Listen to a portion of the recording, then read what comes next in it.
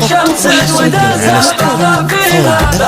الشيلات والزفات والقصائد الشعرية. للطلب أو الاستفسار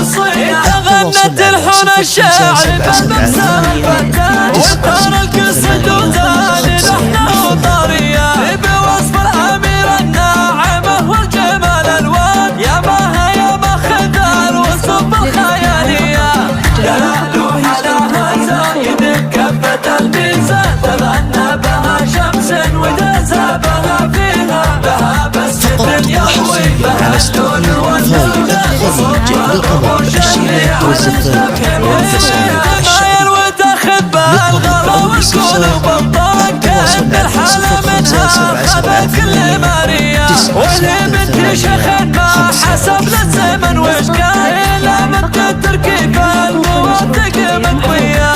دلالو حلاها زايد كفة الميزان تغنى بها شمس ودزها بها فيها بها بسمة يروي بها اللون والمرجان وصف الرموش اللي على الذبح موصيها يا من ذكرنا صافية والفخر عنوان وهي امها بنت الشيوخ السنافية تفهم زينك يا ماها يا شيخة الغزلان دلال حالة ما خلق عتبية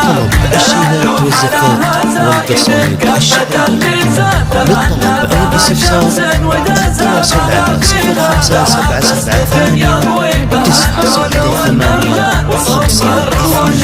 على 0578 غنت الحنى الشاعر بالمسام الفتان وترى القصد وزاني نحن وطريا بوصف الأمير الناعمة والجمال الوان يا ما خذال وصف الخيالية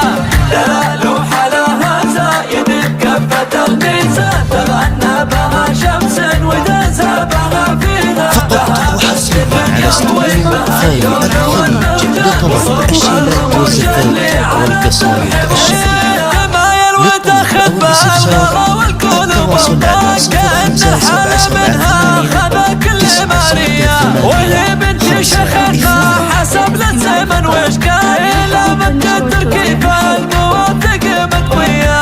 دلالو حلاها زايد كفة الميزان تغنى بها شمس ودزها بها فيها بها بسمة يروي بها اللون والمرجان وصف الرموش اللي على الذبح موصيها يا من ذكرنا صافية والفخر عنوان وهي امها بنت الشيوخ السنافية تفهم زينك يا ماها يا شيخة الغزلان دلال حالة ما خلق